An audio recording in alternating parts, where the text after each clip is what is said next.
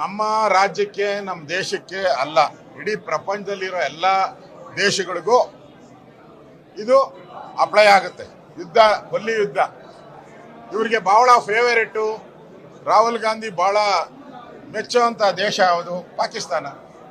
ಪಾಕಿಸ್ತಾನದಲ್ಲಿ petrol rate 500 ರೂಪಾಯಿ. Petrol rate 500 ರೂಪಾಯಿ.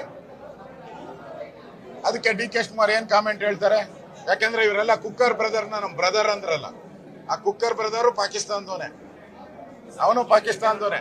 ಅದಕ್ಕೆ ಫಸ್ಟು ಪಾಕಿಸ್ತಾನದಲ್ಲಿ ಏನ್ ರೇಟ್ ಇದೆ, ಬಾಂಗ್ಲಾದೇಶದಲ್ಲಿ ಏನಿದೆ, ಅಮೆರಿಕಾದಲ್ಲಿ ಏನಿದೆ, ಲಂಡನ್ ನಲ್ಲಿ ಏನಿದೆ, ಆ ಜ್ಞಾನ ಅವ್ರಿಗೇನ ಜ್ಞಾನ ಇದ್ರೆ ಫಸ್ಟ್ ತರ್ಸ್ಕೊಂಡ್ಲಿ. ನಮ್ಮ ರಾಜ್ಯಕ್ಕೆ ಒಂದೇ ಅಲ್ಲ ಪ್ರಾಬ್ಲಮ್ ಬಂದಿರೋದು, ಇಡೀ ದೇಶಕ್ಕೆ, ಇಡೀ ಪ್ರಪಂಚಕ್ಕೆ.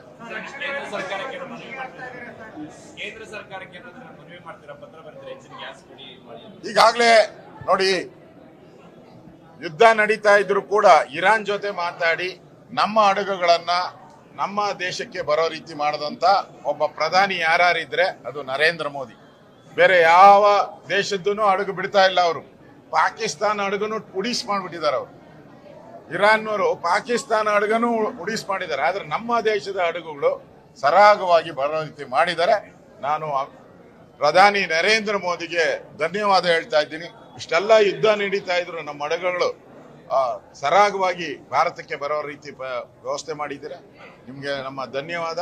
ಆದಷ್ಟು ಈಗ ಮನೆಗಳಿಗೆ ಹೋಗ್ತಾ ಇರುವಂತ LPG ಯಾವುದೇ ಸಮಸ್ಯೆ ಇಲ್ಲ, ಯಾವುದೇ ಸಮಸ್ಯೆ ಇಲ್ಲ. ಮನೆಗಳಿಗೆ ಹೋಗುವಂತ LPG ಯಾರು ಕಮರ್ಷಿಯಲ್ ಇದ್ದಾರೆ ಅದಕ್ಕೆ ಮಾತ್ರ ಸ್ವಲ್ಪ ತೊಂದರೆ ಆಗಿದೆ.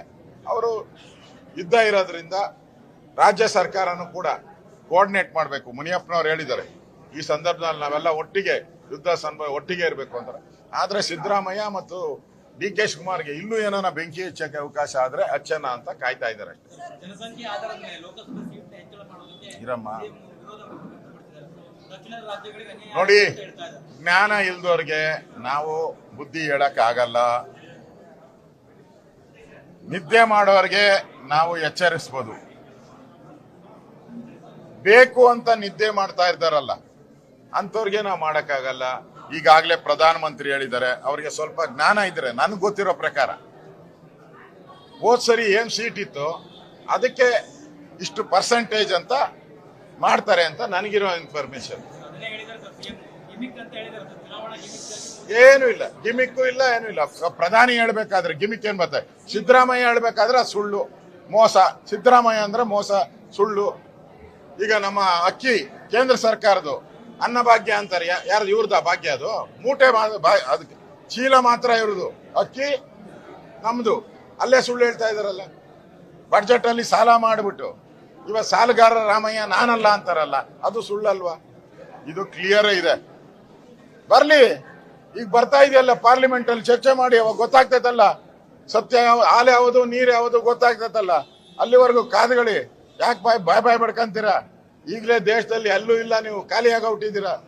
ಇದೆಲ್ಲ ಆದ್ಮೇಲೆ ಆ 3 ರಾಜ್ಯಗಳು ಖಾಲಿ ಆದ್ಮೇಲೆ ಸೀದಾ ತಿರುಪ್ತಿನಿ ಚೊಂಬೆ 3 ನಾಮ ಇಟ್ಕೊಂಡು ಓದ್ತಾ ಇರ್ಬೇಕಷ್ಟೆ.